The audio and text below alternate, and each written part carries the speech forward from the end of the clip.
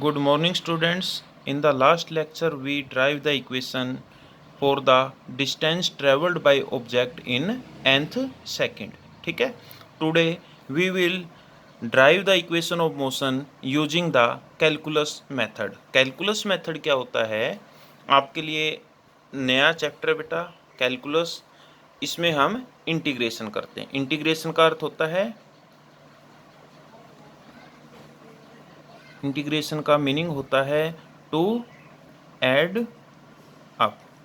कि हमारे पास कोई भी फिजिक्स में प्रॉब्लम है, मान लिया ये हमारे पास लेंथ है ए से बी तक, तो टोटल लेंथ एल है. फिजिक्स में क्या करेंगे, इसको स्मॉल स्मॉल पार्ट में डिवाइड कर देंगे. ठीक है. तो हमारे पास इसमें से एक स्मॉल पोर्शन के लिए हम उस प्रॉब्लम को सॉल्व करते हैं और उसका इंटीग्रेशन करके हमारे पास टोटल सॉल्यूशन आ जाता है. ठीक है. तो इंटीग्रेशन अभी मैं साथ के साथ आपको करवाऊंगा. काफ़ी इजी है, बिल्कुल आपने सिंपली तरीके से उसको सीख लेना है. ठीक है. तो सबसे पहले फर्स्ट है हमारे पास, हम मान लेते हैं let us consider an object is moving in a straight line with uniform acceleration a. हमारे पास कोई भी ऑब्जेक्ट है वो यूनिफॉर्म एक्सेलरेशन ए से ट्रैवल करता है और मान लेते हैं कि v1 and v2 are the velocities of the object at time t1 and t2 respectively. ठीक है.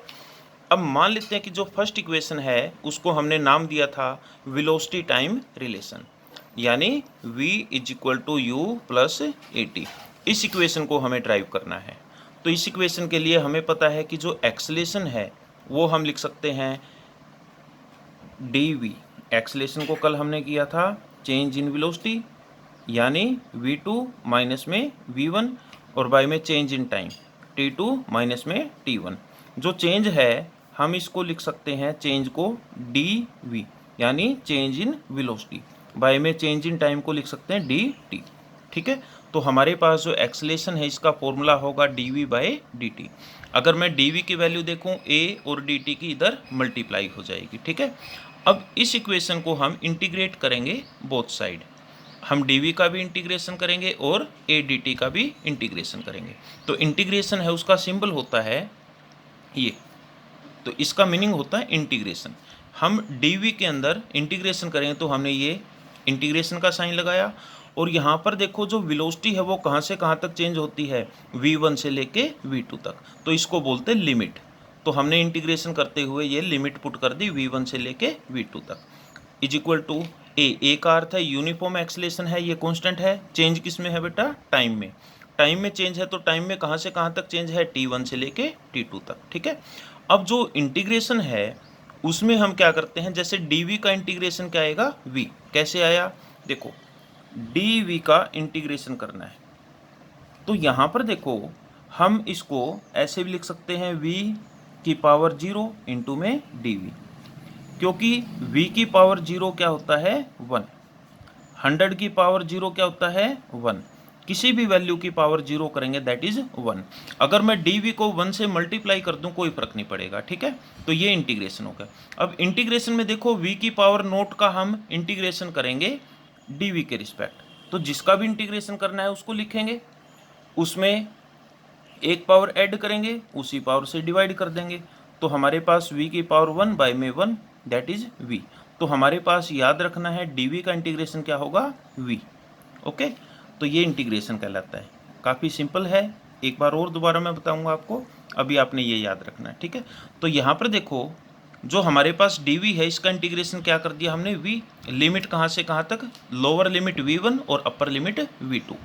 अब इक्वल टू a कांस्टेंट है, कांस्टेंट को बाहर ले लिया क्योंकि कांस्टेंट का इंटीग्रेशन नहीं होता. ठीक है. अब यहाँ पर देखो जो dt है उसका इंटीग्रेशन क्या हो जाएगा t, dv का v dt का t. तो यहाँ पर लोअर लिमिट क्या है t1 और अपर लिमिट क्या है t2. ठीक है. तो ये हमने इंटीग्रेशन कर दिया इस इक्वेशन का.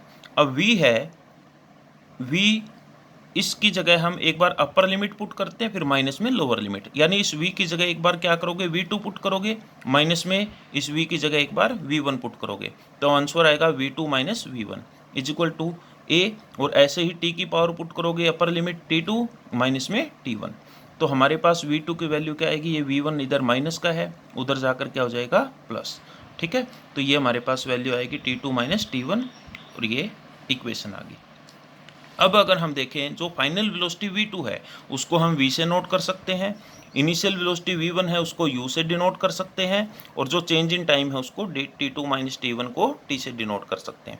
अगर ये वैल्यू पुट करेंगे इक्वेशन में तो हमारे पास v2 की जगह v, v1 की जगह u और प्लस में a और t2 माइनस t1 को जगह t रख देंगे। ठीक है, तो ये हमारी फर्स्ट इक्वेशन ऑफ मोशन कहलाएगी। ठीक है, ये इंटीग्रेशन का यूज़ करके हमने किया है। अब सेकंड इक्वेशन है डिस्टेंस टाइम रिलेशन। तो इसके अंदर हमें मान लेते हैं कि जो किसी भी टाइम t पर dx क्या है, डिस्प्लेसमेंट ऑब्जेक्ट की इन टाइम इंटरवल dt। तो हमारे पास इंस्टेंटेनियस वेलोसिटी हमने पढ़ा था कि velocity of object at any instant of time, तो उसको हम इंस्टेंटेनियस वेलोसिटी बोलते हैं। इंस्टेंटेनियस वेलोसिटी को क्या बोलोगे, चेंज इन डिस्प्लेसमेंट बाय में चेंज इन टाइम। तो dx बाई dt लिख सकते हैं, dx की वैल्यू क्या होगी v इंटू डी टी। ठीक है, तो dx को इधर रखा और v और dt की multiply v into D T. अभी हमने ड्राइव किया है कि जो v है वो किसके इक्वल होता है, u प्लस ए टी। तो हम यहाँ पर v की जगह पुट कर देंगे value u plus a t, बाकी same dx is equal to u plus a d t. ठीक है, और इनटू में dt से मल्टीप्लाई हो गया। अब ये करने के बाद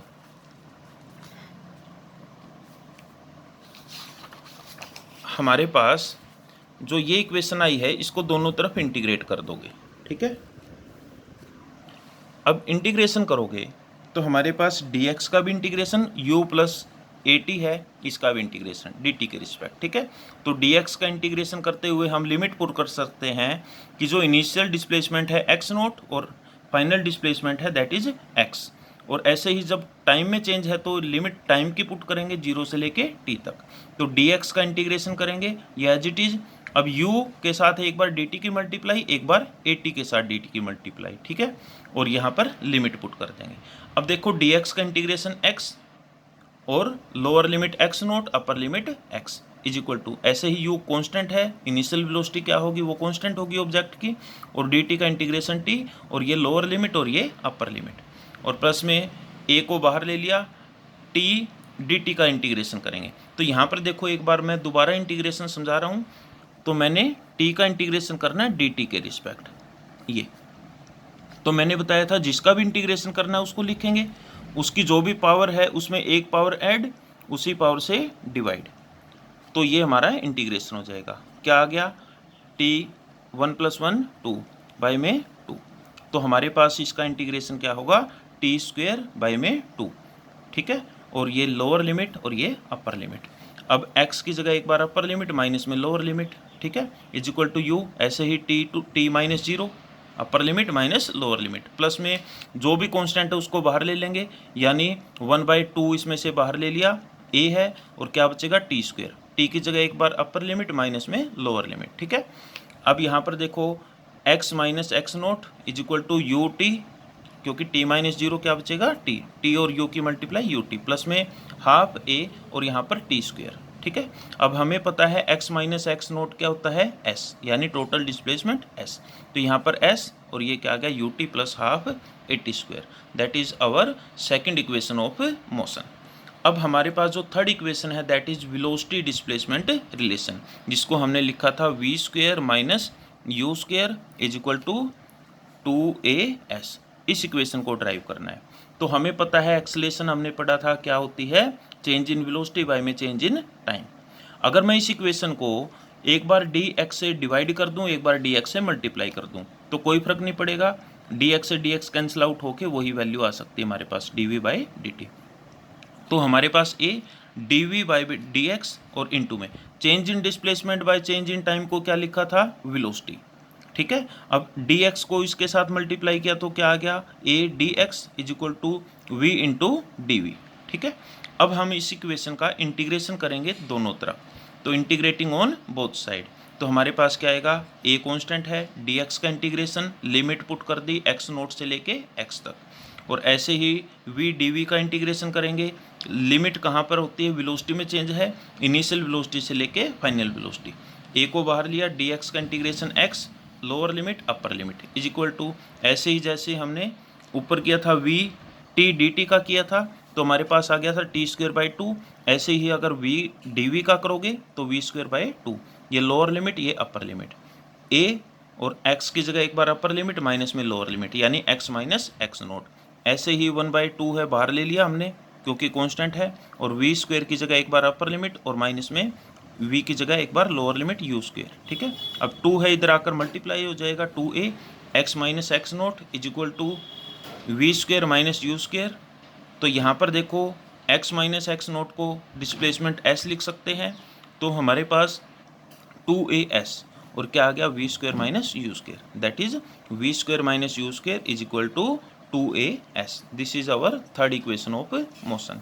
I hope you understand all the topic and can solve yourself. Thank you.